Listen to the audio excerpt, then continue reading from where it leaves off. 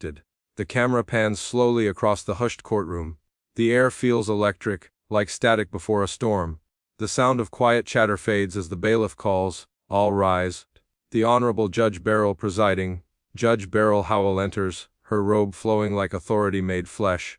Her face carries a calm confidence, that small, knowing smile she often wears when she expects the day to be predictable. On the other side of the courtroom, Representative Jasmine Crockett sits upright, her folders neatly aligned, her pen tapping rhythmically against a yellow legal pad. She's been underestimated before, and she senses it's about to happen again. Beryl glances over the courtroom, her tone sharp and efficient. "Counselor Crockett, I understand you're presenting evidence challenging the committee's prior conclusion regarding the misuse of classified materials." Jasmine stands. Her voice is clear but fiery. "Yes, Your Honor, and I intend to demonstrate that the narrative crafted against my client, and, frankly, against myself, was not based on fact but on convenience." A ripple of murmurs moves through the courtroom gallery. Cameras flash, reporters type feverishly. It's more than a trial. It's a national moment. Judge Beryl arches an eyebrow. "Ms. Crockett, we've heard this argument before. The evidence submitted previously was." But Jasmine cuts in, her tone controlled yet unflinching. "Incomplete, Your Honor, and respectfully, That's why we're here today. Because the evidence everyone laughed off, dismissed, and buried under political spin has now resurfaced." Beryl exhales, a trace of amusement in her expression. "All right, Representative Crockett. Surprise me, that smirk, that faint, patronizing grin. The one Jasmine has seen 1,000 times from men in suits, commentators on panels, and even from colleagues who mistook her passion for performance. But this time, she doesn't flinch." "Your Honor," Jasmine begins, walking to the center of the courtroom, "the evidence I'm about to present is not conjecture. It's not speculation. It's data, verified, time-stamped, and authenticated." Beryl leans back. "We'll see." Jasmine signals her aide. The screen behind her flickers to life. Documents appear, email chains, phone logs, signed memos, the kind of paper trail that ends careers she narrates. These correspondences show clear coordination between officials who claim to have no communication. They didn't just talk, they planned. The same individuals who accused my client of misconduct were, at the very same hour, discussing how to weaponize the narrative against us. Gasps echo. One juror's eyes widen. Reporters whisper frantically. Judge Beryl's smile falters for a fraction of a second, but she regains it almost instantly. "That's quite a claim, Miss Crockett. Are you implying a conspiracy?" "I'm not implying, Your Honor," Jasmine replies steadily. "I'm showing one." She flips to the next slide, a text message exchange between two key figures. The timestamp aligns precisely with the date of the committee leak. A leak that destroyed reputations overnight. "This," Jasmine says, pointing at the screen, "was sent 3 hours before the so-called anonymous tip surfaced. The phrasing is identical, the same adjectives, the same distortions. It was manufactured." Beryl's pen pauses over her notes. She looks up, expression tightening. "Are you suggesting that the leak was coordinated from within your own oversight committee?" "I'm not suggesting," Jasmine repeats, her voice growing stronger. "I'm proving it." A beat of silence. Then, almost as a defense mechanism, Judge Beryl chuckles, a soft, disbelieving laugh that ripples through the courtroom like static electricity. "Representative Crockett, you realize the weight of what you're claiming. This would imply federal misconduct at multiple levels." Jasmine doesn't blink. "I do, Your Honor. And I also realize the weight of the truth when it's ignored." The courtroom falls still again. Even the cameras seem to pause. That small laugh from the judge, it wasn't mockery anymore. It was disbelief fighting with dawning realization. Beryl straightens. "You're confident in the authenticity of these communications. Every line has been verified by an independent forensic analyst." Jasmine replies. "Chain of custody intact. No redactions, no alterations." The judge's demeanor shifts subtly, the authority still there, but her tone softens. "Then proceed." Jasmine takes a deep breath.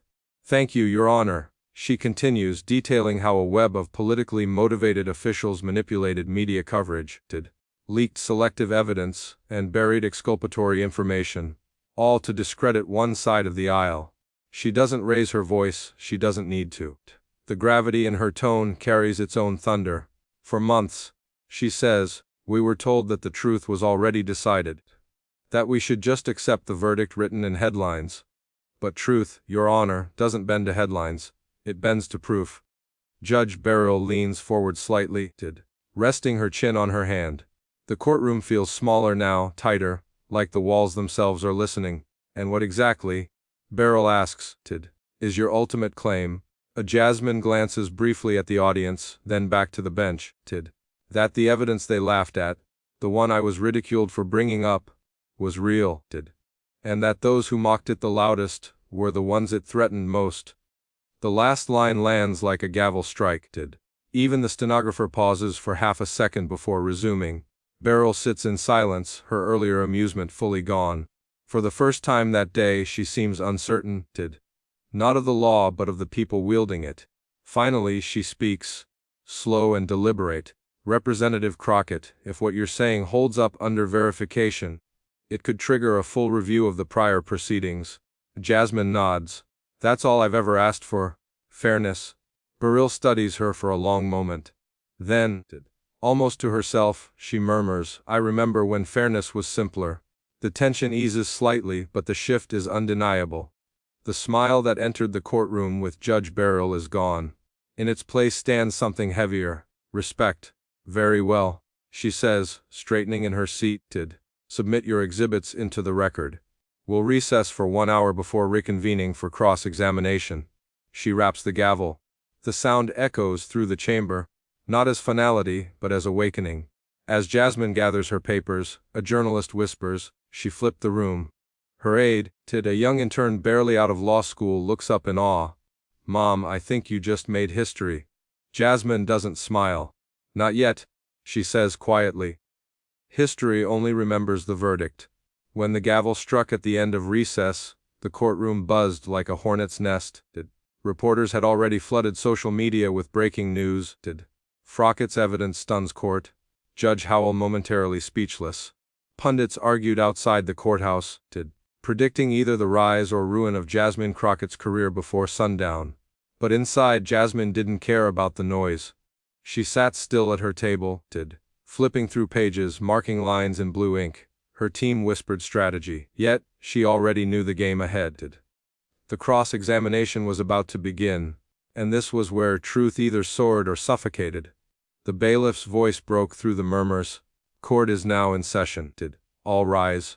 Judge Beryl Howell entered again, but this time her posture was different. The usual self-assurance was still there, but tempered, cautious, deliberate. She looked not amused now, but analytical. Representative Crockett, she began, her voice echoing through the chamber, you've submitted new evidence that appears significant. However, it's also raised serious procedural concerns. Jasmine stood. Concerns, Your Honor. Less, Beryl replied smoothly, flipping through her notes. Chain of custody, sources, and the authenticity of your third-party analysis. You'll understand why this court cannot allow theatrics to replace rigor. That word, theatrics, it hung in the air like a taunt. A faint smile tugged at Beryl's lips again, not mockery this time, but the kind of professional test between two powerful minds. Jasmine nodded slowly. Understood, Your Honor. But I'll remind the court that the so-called theatrics have already been verified through the Department of Records. Would you like me to call the lead auditor to testify? Beryl's eyebrow arched, impressed but hiding it well. We'll get there, Representative. For now, I'll ask you to take the stand yourself. The committee's counsel has requested cross-examination. The courtroom stirred. The opposition, a senior attorney named Marcus Keene, known for his ruthless precision, rose from his seat. His navy suit gleamed under the overhead lights. His smirk was a mirror image of the doubt that once rested on Beryl's face. He approached the witness stand like a predator circling its prey. Representative Crockett, he began smoothly, you seem very confident about this so-called new evidence. But tell me, how exactly did you acquire these communications? Jasmine's jaw tightened. She knew this question was coming. Through lawful disclosure requests and corroborated sources, she said evenly. Corroborated, Marcus asked, pacing. By whom? Exactly. Independent forensic auditors. Paid for by your office. No, sir. By a bipartisan oversight fund. Marcus's tone sharpened. So, in other words, you initiated the investigation, selected the analysts, and now you're the one presenting the findings. Convenient, isn't it? Jasmine didn't flinch. Convenient, Mr. Keene would be staying silent while lies go unchallenged. The crowd murmured. Judge Beryl raised her gavel slightly. Order in the courtroom. Marcus pressed on. Let's talk about timing then. You claim these communications prove coordination between committee members and the media. Yet you waited months before revealing them. Why? Jasmine leaned forward slightly, her eyes locked on his. Because I waited until I could prove they were real. Not leaked. Not rumored. Proven, he smirked. Or maybe, Representative, you waited until it was politically useful. A soft gasp rippled across the courtroom. Jasmine inhaled deeply, letting the silence do its work before she answered. You're confusing courage with timing, Mr. Keene. I didn't wait to use the truth. I waited until I could defend it. Judge Beryl's gaze flicked between them, her pen frozen mid-air. That answer, calm, surgical, devastating, carried the force of credibility. Marcus regrouped quickly. All right. Let's discuss the content. You claim that this text message thread, he gestured to the screen, shows coordination. Yet you've redacted several names. Why should this court believe in the integrity of evidence that you, yourself, edited? Jasmine turned toward the judge. With the court's permission. Proceed, said Beryl. Jasmine rose from the stand and walked toward the projection. Her heels clicked against the marble floor. Steady, certain. She pointed at the redacted section. These names are under federal protection pending ongoing internal review. Revealing them here could compromise that process. But, Your Honor, I've submitted the full unredacted copy to your private chambers, sealed, as protocol demands. Beryl nodded, confirming, that's true. The court has verified the sealed copy. Marcus paused. His rhythm broke. Just a beat. But Jasmine noticed. She pressed forward. You're welcome to continue your performance, Mr. Keene, she said quietly, but next time, do your homework. The gallery erupted in whispers. Even Beryl allowed herself a small exhale, not laughter, but something close to restrained admiration. Marcus frowned. So that's your strategy? Deflect with wit when cornered?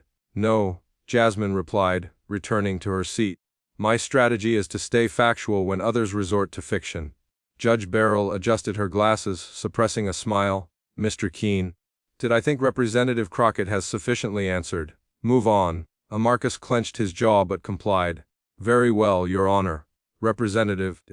Can you explain why your own communications from the same period show coordination with outside advocates?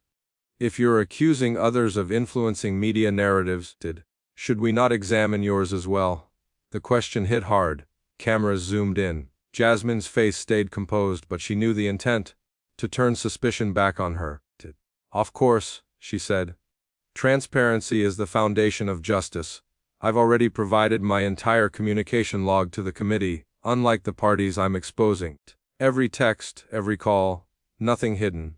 Even the private ones, Marcus pressed. Jasmine said without hesitation. Even the ones that made me uncomfortable to share. Judge Beryl's eyes softened slightly. The tone in the room shifted again. What began as an interrogation now felt like revelation. Beryl leaned back. Or Mr. Keene, unless you have more substantive questions. I believe Representative Crockett's answers speak for themselves.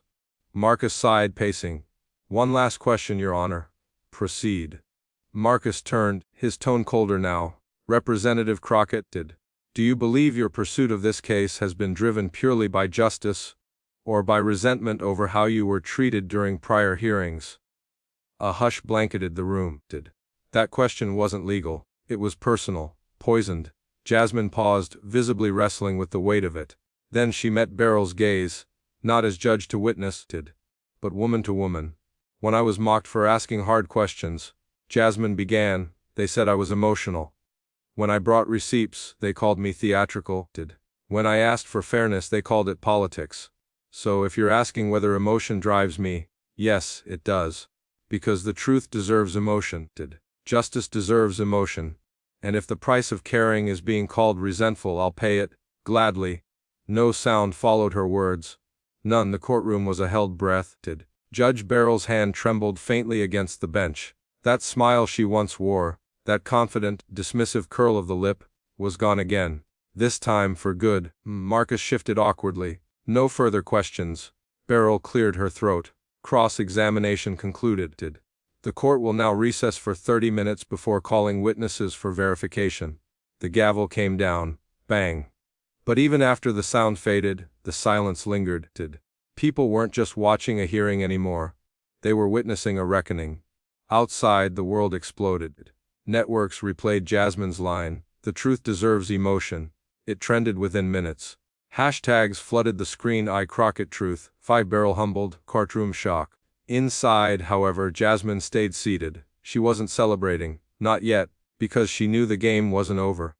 Cross-examination was merely the trap being set, and she wasn't sure yet who would fall into it. She turned to her aide. "Next part's going to get ugly," she whispered. Her aide looked nervous. "Do you think Judge Beryl's with us now?" Jasmine shook her head. "No, not yet, but she's listening. And that's how it starts." The courtroom is darker now, not in light but in mood. By the time the afternoon session begins, the world outside has already chosen sides. On social media, Jasmine Crockett has been called everything from a patriot to a disruptor. Cable panels debate her motives. Editorials dissect every gesture she made that morning. But inside these four walls, none of that matters. What matters is what's about to happen next. Judge Beryl Howell enters again, her demeanor composed but wary. There's something in her eyes now. Something that wasn't there this morning. It's the look of someone realizing she's no longer just observing history. She's standing inside it. "Court is back in session," she announces. "Representative Crockett, you may call your next witness." Jasmine rises slowly, smoothing her blazer. She exchanges a glance with her aide, who gives her a small, nervous nod. Then she turns to the court. "Your Honor." The defense calls Elliot Vance to the stand. A murmur runs through the gallery. The name lands like a thunderclap. Elliot Vance, senior policy advisor, formerly attached to the same oversight committee now under scrutiny. Until last month, he was a ghost, vanished from public view after resigning quietly for personal reasons. But everyone knew the rumors. He'd seen too much. He'd heard too much. And now, he was here. The bailiff opens the side door. Elliot enters, looking 10 years older than his age, his posture rigid but his eyes burning with unspoken weight.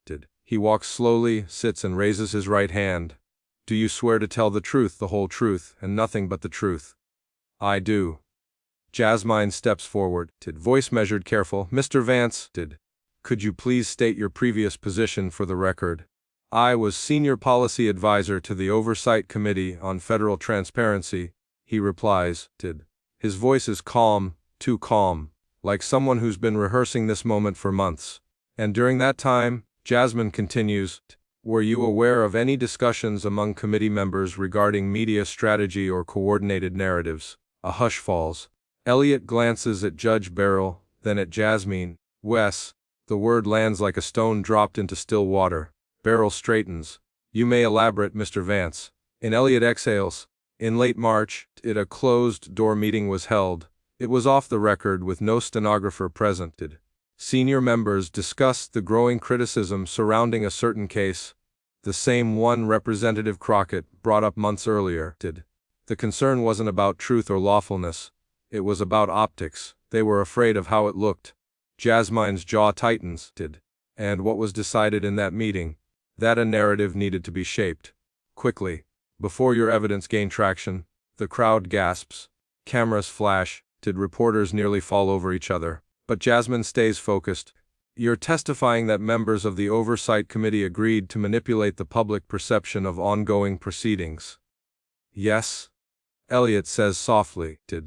They drafted statements, coordinated with select journalists, and distributed talking points disguised as anonymous clarifications.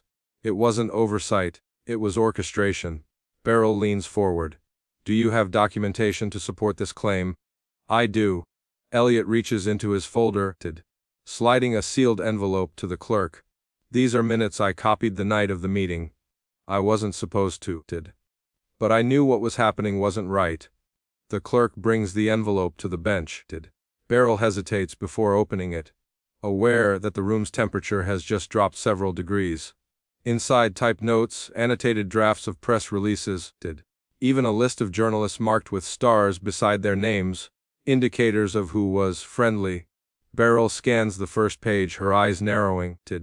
These signatures, are they authentic? Yes, Your Honor, Elliot replies, and each one matches the official committee roster.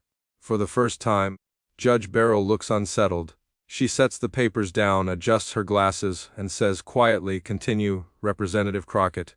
Jasmine steps closer to the witness stand. "Mr. Vance, you were part of that system. Why come forward now?" He hesitates. His hand trembles slightly. "Because I watched people I respected turn the law into a weapon. Because when you tried to expose it, they mocked you instead of investigating. And because silence started to feel like complicity." The words slice through the courtroom like glass. Jasmine nods slowly. "You realize what this testimony means, don't you?" "Yes," he says. "It means I'll probably never work in politics again. Maybe never work again, period." Jasmine softens, but her voice carries strength. "Then why do it?" Elliot's eyes glisten just slightly. "Because truth isn't a career move, it's a responsibility." For a second, the courtroom forgets to breathe. Even the judge lowers her gaze, not out of shame but reflection. Jasmine takes a beat, then continues, "Or Mr. Vance, were you aware of any attempts to discredit or personally target me or my staff after I raised the initial concerns?" Elliot nods slowly. "Yes. There were discussions, informal but explicit, about neutralizing your credibility, leaks, smear campaigns, even selective video edits circulated to frame your statements out of context." Beryl looks up sharply. You're telling this court that sitting government officials participated in an organized effort to undermine a fellow representative?" "That's correct, Your Honor, and you can verify this?" "I can. The attached documents include transcripts of group messages and draft memos detailing strategy distribution." Beryl exhales deeply. The pen in her hand doesn't move. "Mr. Vance, you understand the magnitude of what you're alleging?" "I do, Your Honor," he says, his voice firm. "But I'm not alleging, I'm confessing, because I was part of it. And I can't live with it anymore." The courtroom freezes. Jasmine closes her eyes briefly, steadying herself. The air feels heavier, as if the truth itself has weight. Beryl leans back, hands clasped. "Representative Crockett, this court is now in possession of evidence and sworn testimony indicating potential institutional misconduct. Do you have any final questions for this witness before we deliberate next steps?" Jasmine looks at Elliot, then at the bench. "Just one." She steps closer. "Mr. Vance, when I first presented fragments of this evidence months ago, Judge Howell laughed. The entire room laughed. What went through your mind in that moment?" Elliot swallows hard. "I remember that day. I was sitting behind the committee's legal counsel, and when the laughter broke out, I told myself it wasn't my problem, that the truth would find its own way." He looks down, his voice breaking slightly. "I was wrong. Truth doesn't find its way, people carry it. And that day, I left you carrying it alone." The silence after his words is unbearable. Jasmine's eyes glisten, but she keeps her composure. "Thank you, Mr. Vance, that's all." Beryl clears her throat. The witness may step down. Elliot stands slowly, shoulders lighter somehow, as if confession was its own form of freedom. As he exits, he doesn't look back. But the mark he leaves behind fills every corner of the courtroom. Judge Beryl adjusts her robe, her tone lower, more human. "This court will recess until tomorrow morning. I will review all documents and testimony overnight, effective immediately. The evidence presented today is placed under federal seal."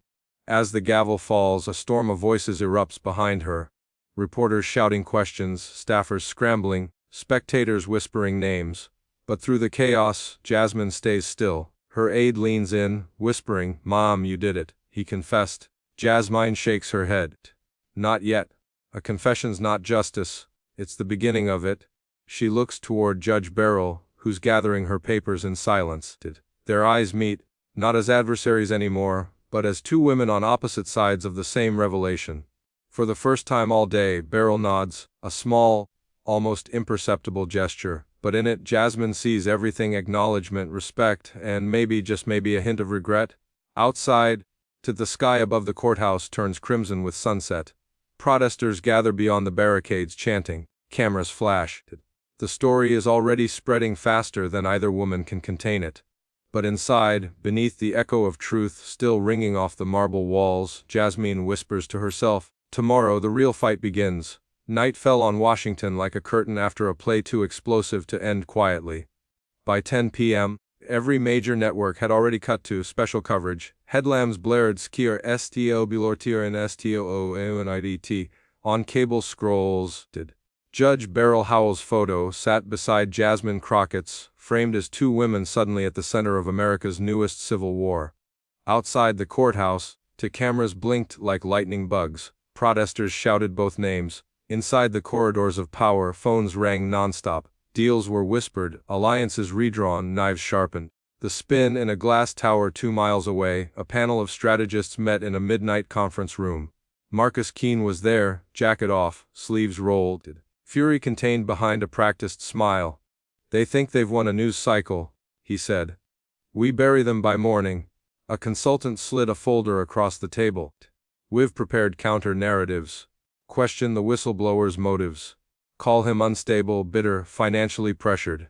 A Marcus nodded. "And Crockett?"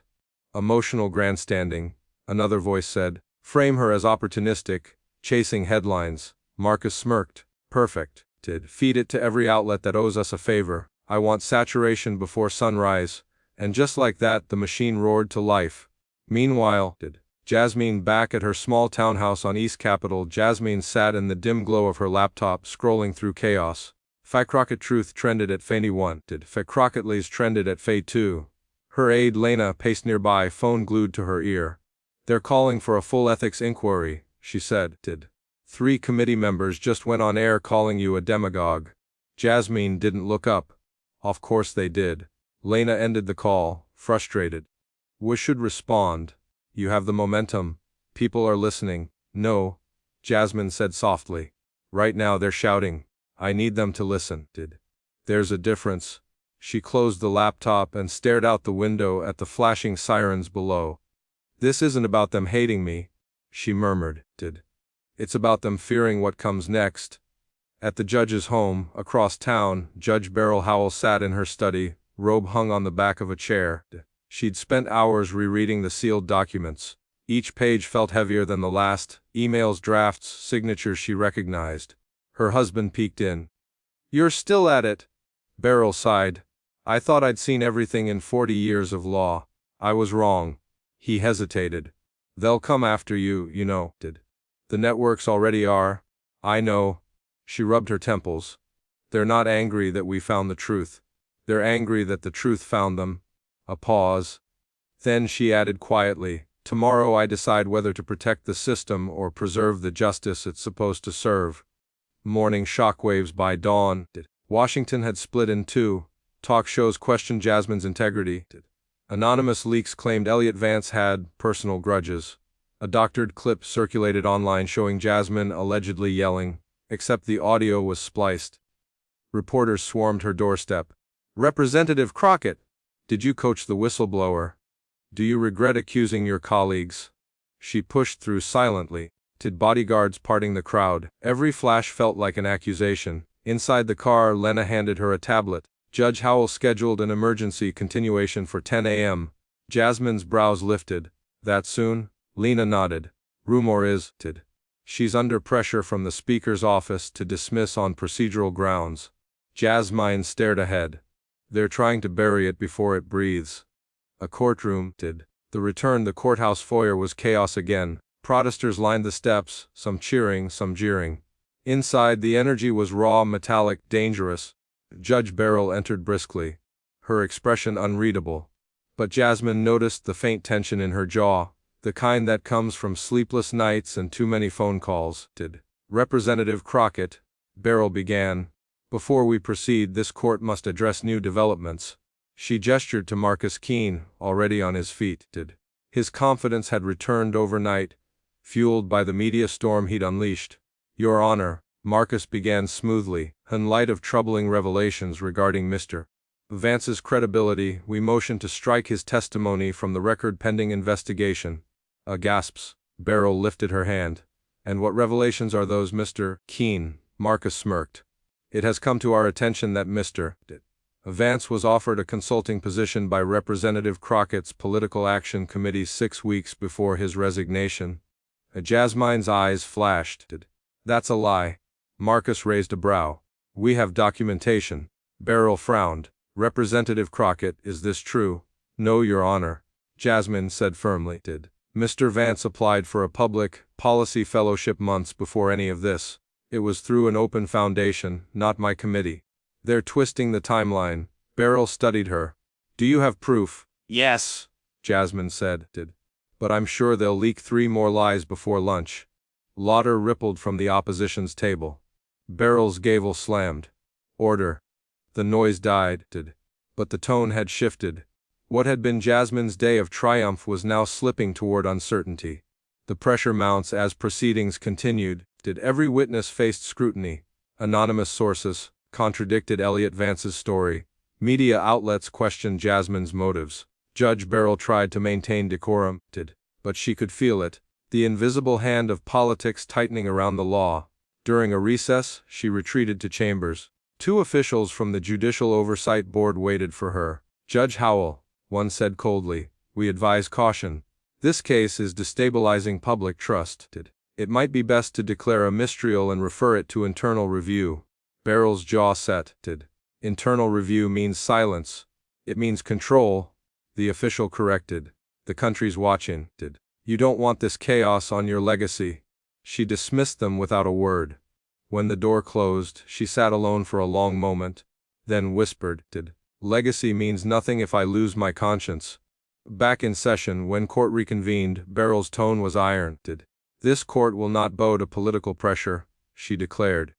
We will proceed based on evidence, not headlines. The gallery erupted in applause before the bailiff restored order. Jasmine met Beryl's gaze, a flash of mutual respect. 2 women, different worlds, same defiance. Marcus rose again, feigning calm. Then allow me to cross-examine the whistleblower's documentation further. Beryl nodded. Proceed. But Jasmine interrupted. Your Honor. Before he does, may I address the court? Beryl hesitated, then nodded. Briefly. Jasmine turned toward the cameras. Her voice steady, resolute. Last night, they called me unstable. They called Mr. Vance a liar. They said the documents were forged. But no one, not a single one of them, addressed what's in those documents. Because they can't. Because they're true. She looked directly at Marcus. Smear me all you want. I've been called worse. But this isn't about reputation. It's about responsibility. And if exposing corruption costs me my seat, then take it. I didn't run for office to keep a chair warm. The room went still. Even the court reporter looked up, tears glinting in her eyes. Judge Beryl leaned forward. Proceed, Mr. Keene, if you can. For once, Marcus hesitated. Aftermath of the day when the session ended, reporters swarmed again, but the tone had shifted. The smear campaign had met something stronger, conviction. Outside, the crowd split, chants colliding in the cold air. One side shouted, Crockett for truth. The other, Crockett resign! Inside her car, Jasmine watched both groups through tinted glass. Lena whispered, half the city loves you, half wants you gone. Jasmine smiled faintly. That means we're right in the middle of change. At nightfall, Judge Beryl returned to her chambers long after everyone left. She poured black coffee, stared at the courthouse skyline through the window, and whispered to herself, they tried to turn justice into politics. She turned politics into justice. A phone buzzed. A text from an unknown number. Careful, Judge. Not everyone wants the truth to reach daylight. She stared at it for a long moment, then deleted it. Tomorrow's session would decide everything, whether the evidence survived, whether Jasmine's reputation burned or blazed. And somewhere out there, Elliot Vance was in hiding, watching the headlines from a motel room, wondering if courage was ever worth the cost. Closing montage cinematic sequence. News anchors argue split screen as protest banners wave. Files are shredded in backrooms while interns delete emails. Jasmine stands at her window, city lights flickering across her face. Judge Beryl rereads the testimony, gavel resting beside her coffee. A single line echoes in both their minds. Truth doesn't find its way, people carry it. Tomorrow, one of them will carry it into the storm. The morning after Jasmine's defiant speech, Washington woke to tremors disguised as headlines. Crockett doubles down in defiant courtroom clash, blared one outlet. Judge Howell faces questions over judicial conduct, whispered another. But beneath the noise, something darker had begun to move, a silent network of phone calls, directives, and warnings. The truth had rattled power, and power was now answering. 1. The silence before the blow. Jasmine Crockett's office was unusually quiet. No aides rushing in, no constant buzz of media calls. The silence felt wrong, engineered. Lena, her loyal aide, entered hesitantly.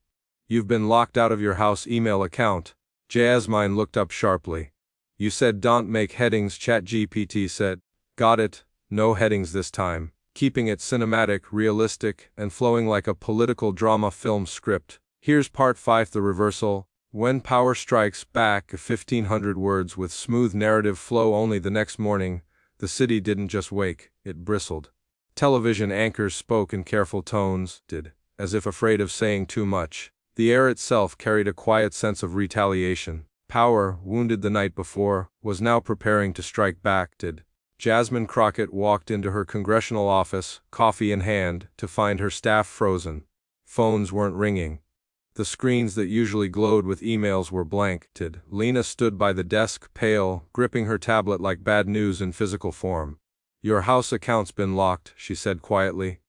Jasmine blinked. "Excuse me. They're saying technical security maintenance. But only yours, Jasmine. Not the others."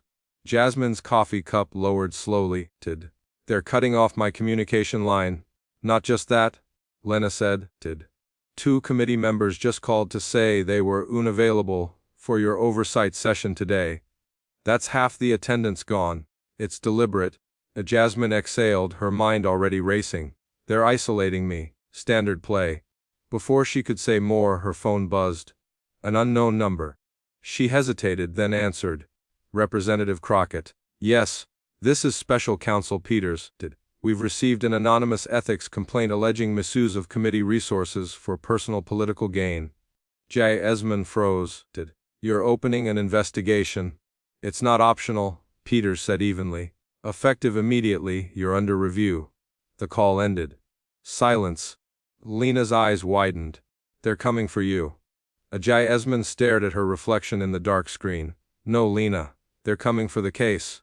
Across town, Judge Beryl Howell arrived at the courthouse to find 2 men in dark suits waiting outside her chambers.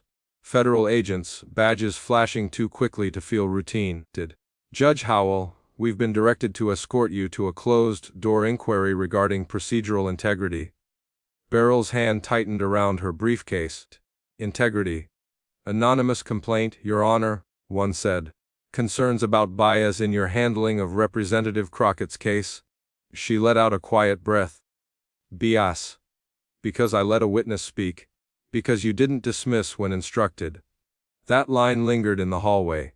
She knew what it meant somewhere above her. Someone had decided this case had gone far enough. She followed them into a gray conference room, a windowless box where truth often went to die quietly. Inside, a panel of senior judges sat behind a long table. One of them leaned forward. "Judge Howell, there are concerns that your courtroom has become a stage for political spectacle. This endangers the judiciary's impartial reputation." Beryl met his eyes. "Justice doesn't lose its integrity because it's televised. It loses it when we silence it for comfort." The room went still. Another judge scribbled something on his notepad. One finally said, "You will refrain from presiding further on the Crockett matter until review is complete." She stared, pulse steady.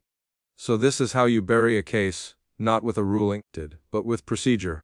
No one answered. The silence was confirmation enough. Back at the Capitol, Jasmine faced the cameras outside her office. Her hair was slightly disheveled from the long night, her tone calm but clipped. "I've been informed I'm under ethics review," she said, standing at the podium. "If fighting corruption now qualifies as unethical, then maybe the problem isn't me. It's the system." Reporters shouted questions. Did you manipulate the whistleblower? Are you coordinating with activist groups? She raised her hand. No more questions. This isn't about politics. It's about power. Who has it, and who's terrified of losing it? The clip went viral within hours, but this time the reaction was split in ways that cut deep. Supporters flooded the streets with banners, while cable hosts accused her of weaponizing moral outrage. Her political allies began to vanish from public view. A senator who had praised her yesterday now said, "Let's wait for all the facts." By evening, she understood. Washington had decided she was radioactive. That night, Jasmine sat alone in her living room, the glow of the television flickering across her face. The news replayed her own voice on loop. Fighting corruption now qualifies as unethical. They played it over ominous music, edited to sound defiant, reckless, dangerous. Her phone buzzed again, a message from an unknown number. "You made powerful enemies. Stop now or you'll lose more than a seat." She stared at the screen, then deleted the text without hesitation. "Let them try," she muttered. Moments later, the doorbell rang.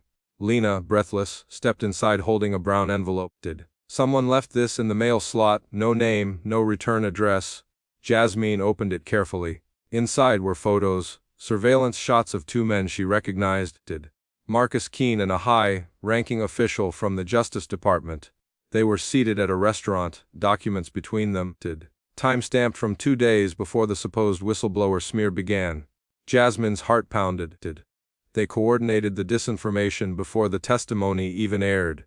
Lena leaned closer. Who would risk sending this? Jasmine turned the envelope over. On the back, a note scrawled in block letters, "Yur-Naluen-Too-No-O." Meanwhile, Judge Beryl Howell sat in her darkened chambers, her courtroom reassigned, her authority suspended. She poured herself a cup of stale coffee, the kind that tastes like defiance when nothing else does. A single folder sat on her desk, sealed evidence from the Crockett case that had yet to be submitted to the official archive. By law, she was supposed to turn it over immediately. Instead, she opened it. Inside were emails, contracts, and correspondences that linked committee members to corporate lobbying groups. The very entities Jasmine had accused of tampering with oversight funding. It was worse than even she'd thought. Her phone buzzed again. Another message, same block number. "They're going to destroy everything tomorrow. Secure the originals. Trust the one who carries the truth." Beryl looked up slowly. She knew who that meant. Jasmine. The next day, the media declared a temporary suspension of both the case and the presiding judge. Jasmine's hearing was postponed indefinitely. The official statement said it was to maintain institutional integrity. Everyone in Washington knew it meant one thing: the establishment had won. But that night, in a dim diner off Route 50, Jasmine sat across from Judge Howell for the first time outside a courtroom. The waitress poured coffee and left them alone. Beryl spoke first. "They've turned procedure into a weapon." Jasmine nodded. "And they're using it well." Beryl slid the folder across the table. "This was supposed to be sealed. If I hand it over now, it'll vanish. If you release it, it might end your career." Jasmine stared at it. "What's in it?" "The proof you were right," Beryl said simply. "And the reason they want us quiet." For a moment, neither woman spoke. Outside, the sound of rain filled the silence like applause for their quiet rebellion. Jasmine finally whispered, "If they silence me, they win. But if this goes public, it could tear apart the institution completely." "Maybe it needs tearing," Beryl said, eyes steady. "Maybe justice doesn't need the walls that hide it." Jasmine looked down at the folder, then at the judge. "You realize they'll come after both of us?" Beryl smiled faintly. "They already are."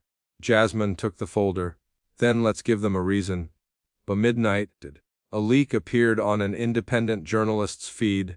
Hundreds of pages of correspondence connecting top officials to corporate lobbying interference in federal oversight. The documents were authentic, the source anonymous, the upload untraceable. Within hours the story exploded online. Newsrooms scrambled, politicians went dark.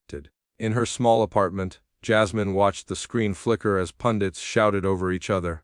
She didn't smile. She didn't celebrate. She just whispered to herself, "Truth doesn't die quietly."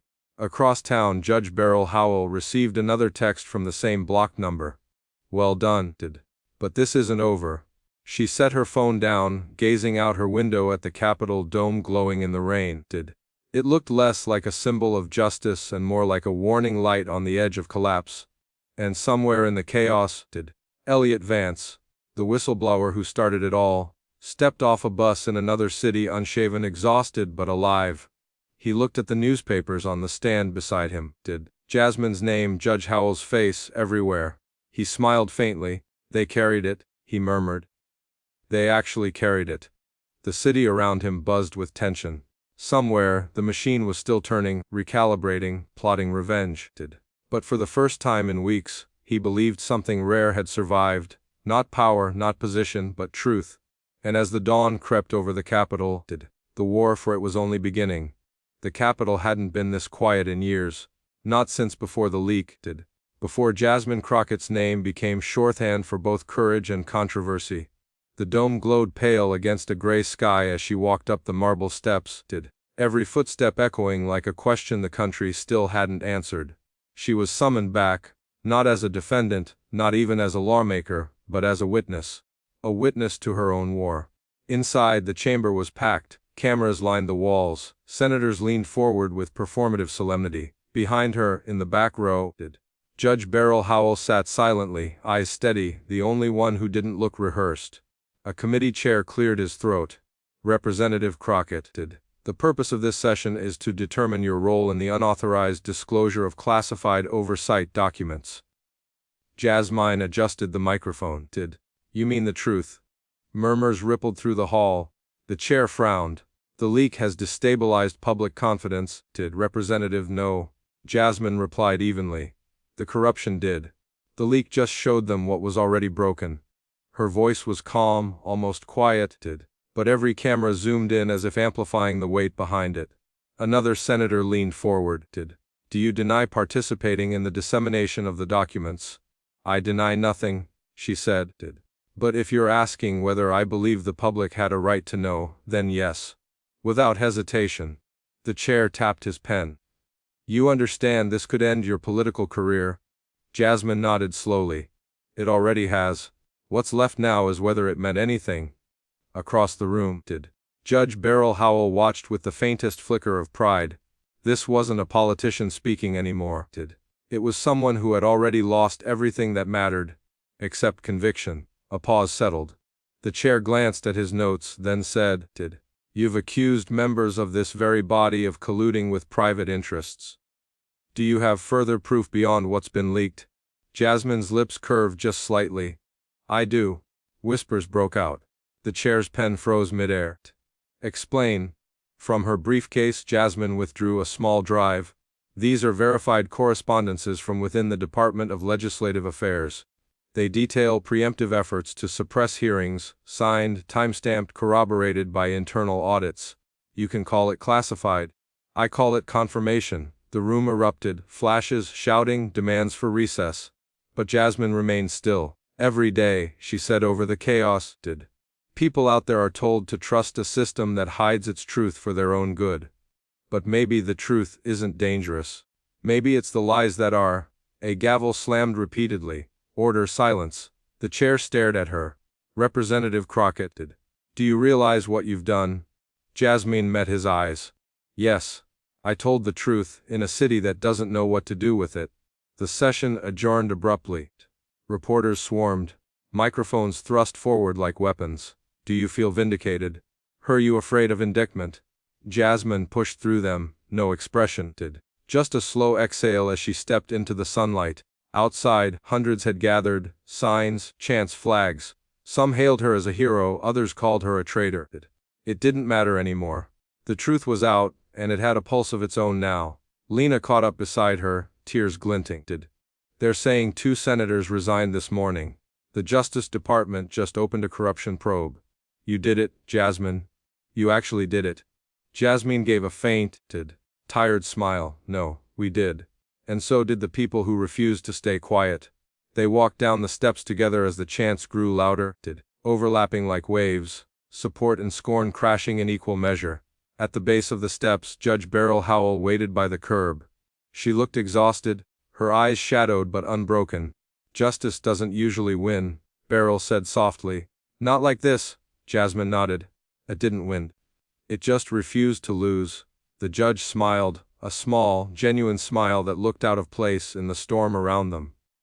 They'll rebuild the system, you know. They always do. Then maybe this time, Jasmine said, they'll remember who tore it open. A car pulled up. Beryl stepped inside, pausing at the window. Whatever happens next, you change something. That's more than most ever do. Jasmine watched her go. The car disappearing into the press of flashing cameras and shouting voices. She turned back toward the Capitol one last time. The building loomed heavy against the darkening sky, not as a symbol of triumph, but of endurance, flawed, bruised, still standing. Lena touched her arm. You could walk away. No one would blame you. Jasmine shook her head. Walking away is how it started. Someone's got to stay. They began walking. The chance fading behind them. Each step lighter than the last, not because the fight was over, but because she'd finally stopped running from it. Later that evening, she sat alone in her apartment, the television muted, the city's noise a distant hum. On her table lay a resignation letter, unsigned. She stared at it for a long time, then folded it back into the envelope and set it aside. Instead, she opened her laptop, wrote a short statement, and posted it to her page. The truth isn't partisan. It's painful, imperfect, and powerful. But if it scares those in power, it's worth telling. I will continue to tell it. Within minutes, the message went viral. Comments poured in, some calling her brave, others calling her reckless. But for the first time, Jasmine didn't care. The wait was gone. The truth was out. Across town, Judge Beryl Howell poured herself a glass of wine, watching the same post light up every news feed. She whispered to herself, legacy isn't what they remember you for. It's what you refuse to forget. Outside her window, the rain began to fall again, soft, cleansing, indifferent to politics or power. And in a motel somewhere far from the city, Elliot Vance turned off his phone, smiling faintly. On the television, Jasmine's face appeared beneath the headline. Crockett clears her name. System faces reckoning. He whispered. She carried it. Then he closed his eyes, finally at peace. The next morning, Congress was in uproar. Emergency committees formed, investigations opened, resignations announced. But beneath all the chaos a quiet shift had begun. Not in policy, not in headlines, but in belief. For once, the idea that truth could still matter had returned to the air, fragile but real.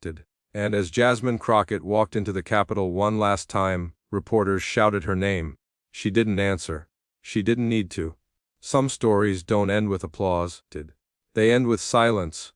The kind that follows when something honest has finally been said aloud.